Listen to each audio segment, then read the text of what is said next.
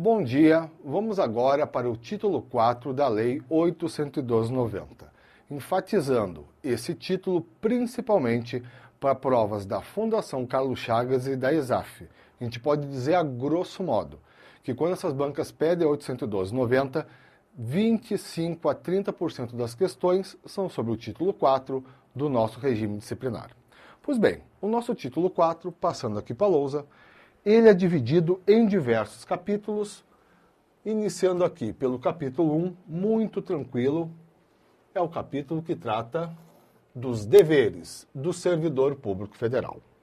Pois bem, segundo o artigo 116, são deveres do servidor. 1.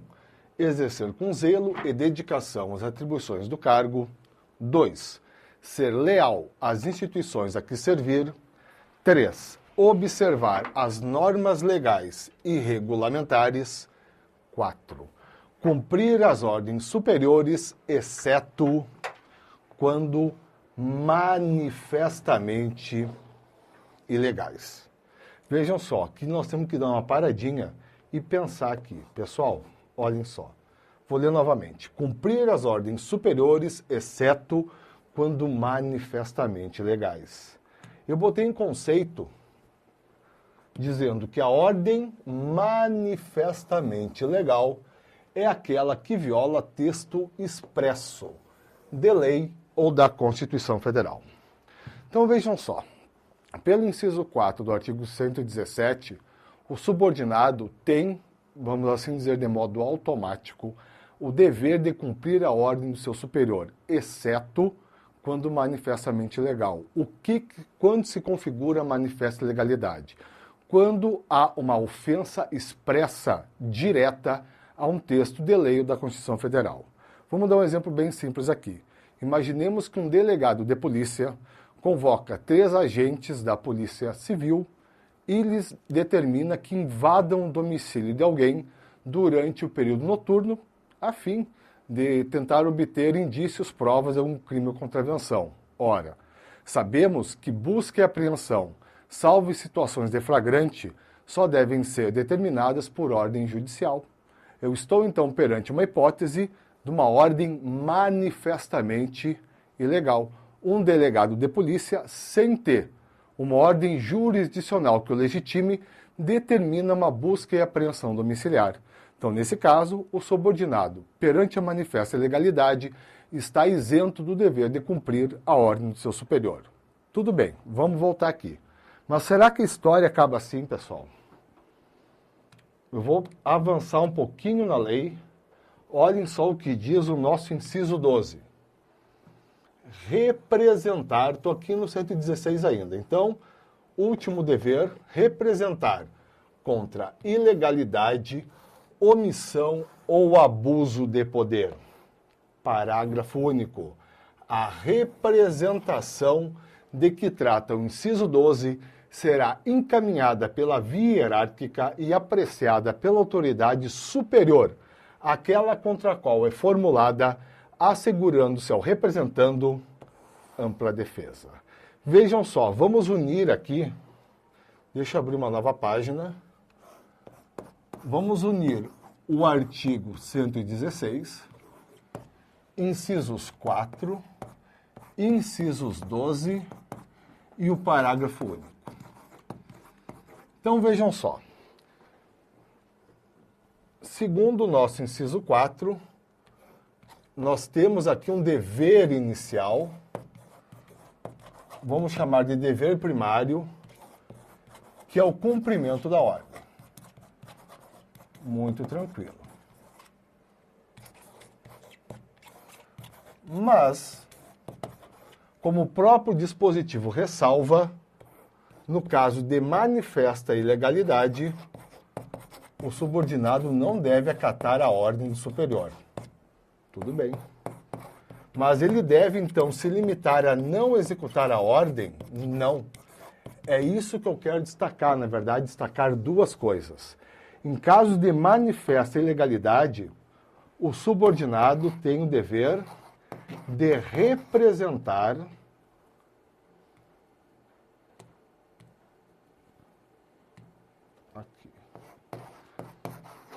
a autoridade competente, ou seja, de denunciar à autoridade competente a situação de ilegalidade oriunda do seu superior. E essa representação, pessoal, ela deve seguir a via hierárquica. O que significa isso aqui? Ora, significa dizer que está aqui o nosso subordinado, que está aqui o seu superior imediato, e está aqui a autoridade competente para apreciar a representação.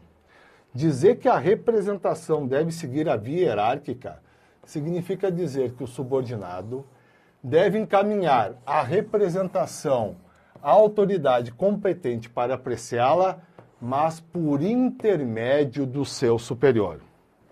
De forma mais singela, pessoal, estou querendo dizer para vocês que o subordinado deve encaminhar pelo próprio superior imediato a representação que está sendo feita acerca da sua conduta. Isso decorre do quê, pessoal? Do fato de que o vínculo hierárquico é muito forte no seio da administração. A fim de evitar representações fraudulentas, maliciosas contra o superior, a 812 impõe, isso é regra geral nos estatutos de servidores, que a representação do subordinado dirigida à autoridade competente para a decisão seja encaminhada sempre por meio do próprio chefe imediato, aquele contra o qual a representação está sendo formulada.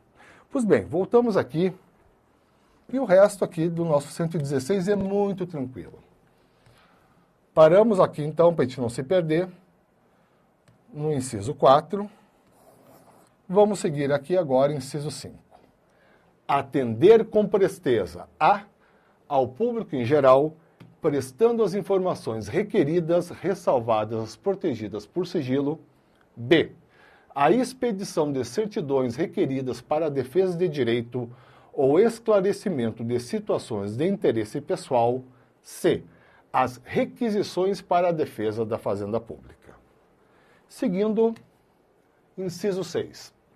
Levar ao conhecimento da autoridade superior as irregularidades de que tiver ciência em razão do cargo. Inciso 7. Zelar pela economia do material e a conservação do patrimônio público. Inciso 8. Guardar sigilo sobre assunto da repartição. Inciso 9. Nós vamos voltar daqui a pouco aqui ao inciso 9. Vejam só, pessoal, que redação aberta. Manter conduta compatível com a moralidade administrativa. Então, já vamos colocar aqui, ó, e depois a gente retorna nesse ponto, mas essa conduta compatível não é só no ambiente interno, ou seja, no seio da própria repartição. Ela envolve a conduta do servidor também, pessoal, no seu meio social. Isso aqui é questão de prova. Será que um servidor público pode ser punido por uma conduta que não tenha lugar no próprio local onde ele exerce a função administrativa? Sem dúvida nenhuma. Isso, na esfera federal, tem fundamento, num primeiro momento, inciso 9 do artigo 116. Se ele, na sua vida privada, mantiver uma conduta incompatível com a moralidade administrativa, ele está sujeito, como nós vamos ver quando chegar no artigo 127, à sanção de advertência. E o fundamento é, então, o artigo 127 e o artigo 116, inciso 9, que a gente acabou de analisar. Seguindo aqui, voltando para a lousa, inciso 10. Ser assíduo e pontual ao serviço. Inciso 11. Tratar com urbanidade, ou seja, tratar com respeito às pessoas. Pois bem, aqui nós fechamos o artigo 116, que trata dos deveres, e vamos agora para o artigo 117, que trata das proibições, capítulo 2 do título 4. Iniciando a leitura. Artigo 117. Ao servidor é proibido: 1. Ausentar-se do serviço durante o expediente sem prévia autorização do chefe imediato. Estou destacando aqui, tá, pessoal? Porque aquelas questões mais bobas de banca pegam no detalhe. Então, não basta a autorização da chefia para que o servidor possa ausentar-se do serviço, sair da repartição. É necessário que a autorização seja proferida, seja dada pela chefia imediata do servidor. 2, seguindo aqui, retirar, sem prévia anuência da autoridade competente, qualquer documento ou objeto da repartição. 3, recusar fé a documentos públicos. 4, opor resistência, já destaquei no texto, mas vou destacar de novo, opor resistência injustificada ao andamento de documento e processo ou execução de serviço. Sendo chato, friso de novo, pessoal, vamos cuidar no detalhe. É comum a banca simplesmente tirar uma expressão fundamental no dispositivo e a partir daí trazer uma alternativa errada. Muitas questões de prova, pessoal, só dizendo assim, ó, assinale a alternativa correta. Aí a banca coloca, opor resistência ao andamento de processo ou documento na repartição. Errado. A vedação do 117 é opor uma resistência injustificada, ou seja, sem um motivo razoável ao trâmite de um processo dentro da repartição. Voltamos aqui, nosso artigo 117, muito importante, no inciso 5. Propor manifestação de apreço ou desapreço no recinto da repartição. Olhem só, pessoal, sem exagero nenhum, muitas questões de prova sobre esse dispositivo, dizendo assim, mais ou menos assim, assinale dentre as alternativas abaixo aquela que não corresponde a um dever do servidor público federal. E uma das alternativas é promover manifestação de apreço no recinto da repartição. Quem não entender a sistemática da 812, não tiver um conhecimento razoável desse inciso 5, artigo 117, vai pensar, vai concluir erroneamente que o servidor promover manifestação de apreço se caracteriza como um dever. Não, pessoal, como a gente acabou de ver, se caracteriza como uma proibição. Vou dar um exemplo bem simples. Vamos dizer que o Flamengo seja campeão brasileiro. Tranquilo, um domingo festivo lá no Rio de Janeiro. Aí chegam servidores de certo órgão federal na segunda-feira, promove uma manifestação de apoio, uma manifestação de amor ao Flamengo no seio da repartição. É isso, um exemplo de manifestação de apreço. Essa conduta é ofensiva ao artigo 117, inciso 5, por isso, muito pelo contrário, não se caracteriza como um dever do servidor público federal. Dando um segundo exemplo bem simples, vamos dizer que o presidente da República irá fazer uma visita a certo órgão público federal. E os servidores resolvem organizar, dentro da repartição, uma manifestação de apoio ao nobre ou à nobre presidente da República. Pois bem, essa manifestação de apoio nada mais é do que a conduta que viola o inciso 5 do artigo 117. É uma manifestação de apreço, ou seja, uma conduta proibida pelo dispositivo. Voltando aqui, nós temos o inciso 6, que nos diz cometer a pessoa estranha à repartição, fora dos casos previstos em lei, o desempenho de atribuição que seja de sua responsabilidade ou de seu subordinado. Só vou destacar aqui essa expressão, e a gente volta aqui depois de ler o inciso 17 do dispositivo. Seguindo, inciso 7, coagir ou aliciar subordinados no sentido de filiarem-se à associação profissional ou sindical ou a partido político. Inciso 8, manter sob sua chefia imediata, encargo ou função de confiança, cônjuge, companheiro ou parente até o 2º grau civil. Pois bem, vamos entender com calma, pessoal, o que nos diz o inciso 8. Olhem só. Inicialmente são 2 pontos a ser destacados. Vamos pensar que aqui eu tenho uma estrutura hierárquica. Está aqui a chefia maior de certo órgão. Aqui está um segundo nível de chefia. Vou abrir aqui para fora.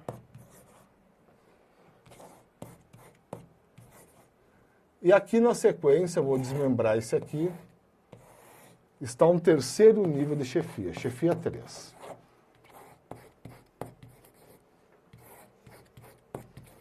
Pois bem, então, nesse exemplo aqui bem singelo, chefia 1 é a função de chefia maior no seio do órgão.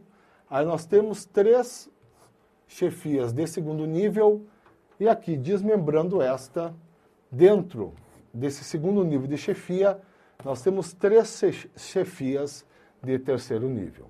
Pois bem, o que proíbe o inciso 8? Que um servidor mantenha sob sua chefia imediata. Ora, então isso não se aplica se a chefia for mediata, ou seja, chefia imediata seria do 1 com relação ao 2, ou do 2 com relação ao 3. Não se aplica numa chefia do tipo 1 e 3. Por quê? Porque não há imediatamente o vínculo de subordinação. Então, cuidado nas questões hipotéticas, pessoal. Tem que se configurar a chefia imediata, ou seja, imediatamente na cadeia hierárquica, logo após o chefe maior. Tudo bem. O inciso 8 proíbe, então, que o servidor mantenha sob sua chefia imediata em quê, pessoal? Em cargo ou função de confiança. Como nós sabemos, quando nós lemos cargo de confiança na 802/90, nós temos que pensar nos cargos em comissão, previstos no artigo 37, 2 e 5 da Constituição Federal. Então, essa vedação à chefia imediata aplica-se, como está expresso ali, às funções de confiança, tranquilo. Aos cargos em comissão, tranquilo. Mas não se aplica aos próprios cargos efetivos. De modo que, tranquilamente, um servidor, vou usar o exemplo aqui na esquerda, pode ter sob sua chefia imediata, desde que seja num cargo efetivo. Quem? O seu cônjuge, o seu companheiro ou um parente até o segundo grau civil. E aqui nós damos uma nova parada. Vejam só, quem está alcançado pela proibição? Tudo bem, cônjuge, companheiro, tranquilo. Mas quando se configura o parentesco até o segundo grau civil? Em se tratando de consanguinidade, eu tenho quem aí, pessoal? Avós e avós, pais e mães, filhos e filhas, netos e netas e os irmãos. Isso no que toca a consanguinidade. Afinidade. O que alcança até o segundo grau civil? Atinge apenas o sogro e a sogra, os cunhados, genros e as noras. E acabou aqui. O que eu estou querendo dizer para vocês? E aí eu volto para o nosso exemplo. Que a vedação, pessoal, só incide, como está expresso, quando o parentesco vai até o segundo grau civil. Então, voltando aqui para o nosso esquema, até vou botar aqui uma nova página. Pensem aqui, seguindo o exemplo, chefia 1, chefia 2. Vamos pensar que essa chefia 2 aqui é uma função de confiança. Tranquilo. Então, não pode estar aqui cônjuge, companheiro ou parente até o segundo grau civil. Digamos que esteja aqui o sobrinho do chefe maior que ocupa a chefia de primeiro nível. Digamos que esteja aqui o tio do chefe maior que ocupa a chefia de primeiro nível. Perfeito. Essa situação é lícita. Ela não é compreendida pela vedação, porque a vedação, frisando de novo, só abrange o parentesco até o segundo grau civil. Seguindo aqui, pessoal, vamos aqui para o inciso 9. Valer-se do cargo para lograr proveito pessoal ou de outrem em detrimento da dignidade da função pública. Tranquilo. Inciso 10. Participar de gerência ou administração de sociedade privada, personificada ou não personificada, exercer o comércio, exceto na qualidade de acionista, cotista ou comanditário. Vamos entender esse dispositivo aqui. Muita gente manda e-mail para mim quando passa em concurso sobre esse dispositivo aqui. Olhem só. Então, primeiro que eu vou destacar essa expressão para a gente não ter dúvida. Personificada ou não personificada. O que significa isso aqui? Vejam só, que não importa, para fins da incidência do inciso 10, se formalmente foi constituída uma sociedade. Se uma sociedade foi formalmente constituída, registrada na junta comercial, eu tenho uma sociedade personificada.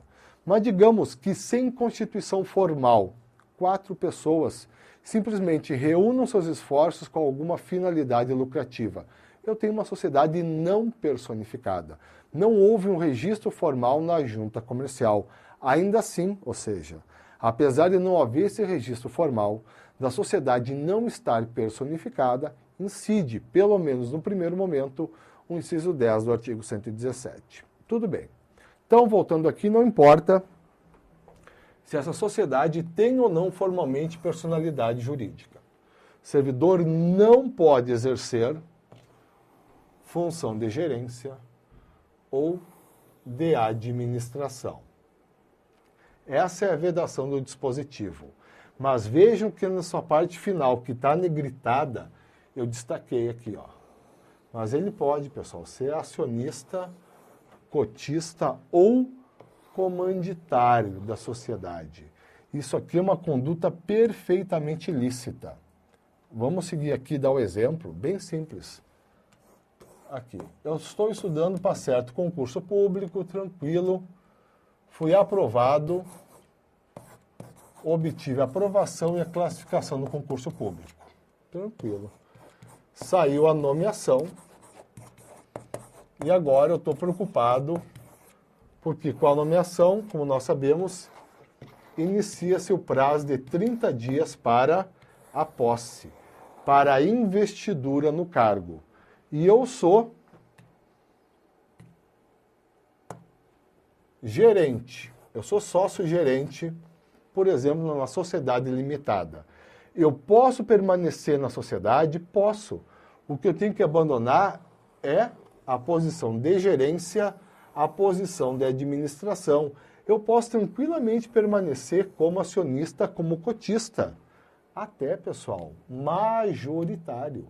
Eu posso, por exemplo, voltando aqui, eu tenho a nossa limitada, tu tranquilamente pode ser servidor federal e ter 90% do capital de uma sociedade limitada.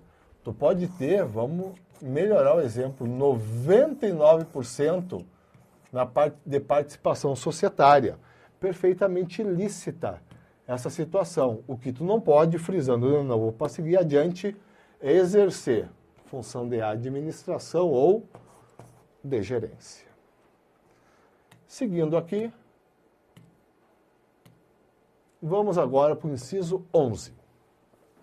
Muito cuidado também com esse dispositivo. Olhem só, atuar como procurador ou intermediário junto a repartições públicas, salvo quando se tratar de benefícios previdenciários ou assistenciais de parentes até o 2º grau e de cônjuge ou companheiro.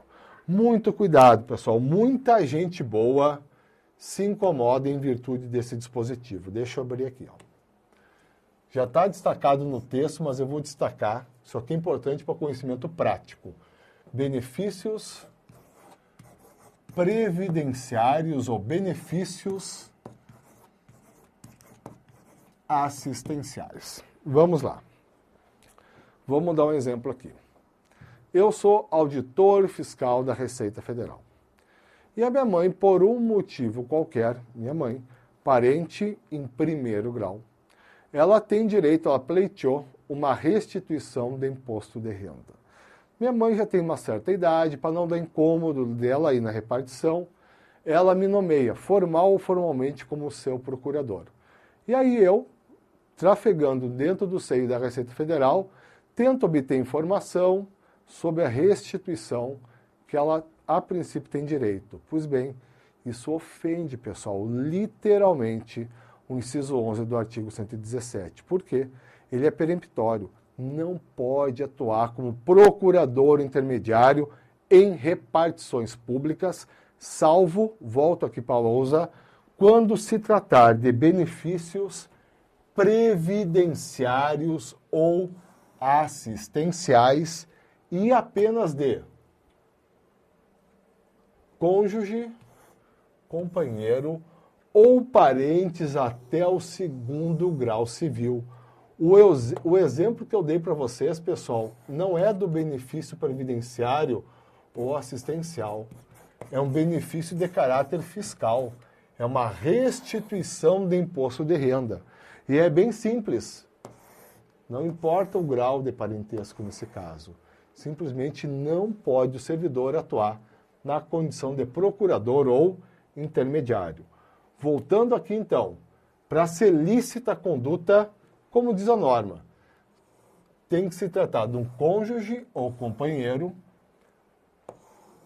ou de um parente até o segundo grau civil e o benefício tem que ser de natureza previdenciária ou assistencial.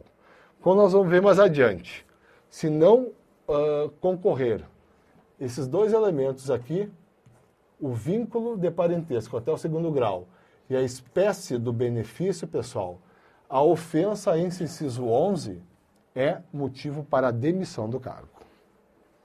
Seguindo aqui, inciso 12, receber propina, comissão, presente ou vantagem de qualquer espécie em razão de suas atribuições. Inciso 13, aceitar comissão, emprego ou pensão de Estado estrangeiro. Inciso 14, praticar usura, sob qualquer de suas formas. Usura, pessoal, é empréstimo a juros. Conduta ofensiva ao artigo 117, portanto. Cuidado aqui, pessoal, inciso 15, proceder de forma desidiosa.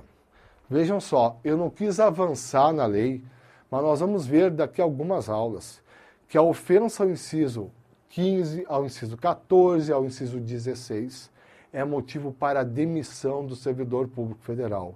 Então vejam só, pessoal, inciso 15, proceder de forma desidiosa, proceder de forma negligente. A negligência é, pelo menos na esfera federal, motivo para a demissão do servidor público. Seguimos aqui, perto já do final do artigo 117, inciso 16. Utilizar, pessoal, recursos materiais da repartição em serviços ou atividades particulares. Inciso 17. Cometer a outro servidor atribuições estranhas ao cargo que ocupa, exceto em situações de emergência ou transitórias. Então vejam bem, vou voltar aqui no inciso 6 para nós entender a diferença. Olhem só, lendo aqui novamente. Então, é proibido ao servidor federal cometer a pessoa estranha à repartição. O que se entende por essa expressão? Cometer alguém que não seja servidor público federal. Fora dos casos previstos em lei, o desempenho de atribuição que seja de sua responsabilidade ou de seu subordinado. Pois bem, como nós vamos ver também daqui a algumas aulas, a ofensa a esse inciso 6, ou seja, cometer alguém que não é servidor. A atribuição funcional é motivo para a aplicação da pena de advertência. Aí nós vamos aqui para o inciso 17, voltando. E qual o contexto que ele nos fala? Cometer a outro servidor atribuições estranhas ao cargo que ocupa, exceto em situações de emergência e transitória. Pois bem, quando eu estou tratando de um servidor, e nós vamos ver isso então mais adiante, mas já dá para destacar aqui, a conduta é passível de aplicação da pena de suspensão. Então, se não for um servidor, inciso 6 do artigo 117, a conduta é punível com a advertência. Se tratar de um servidor, é mais grave a violação, a conduta é punível com suspensão. Nós paramos aqui, na próxima aula fechamos o artigo 117 e vamos adiante, ainda aqui dentro do título 4, tratando de outros temas dentro do regime disciplinar. Obrigado a todos e até lá.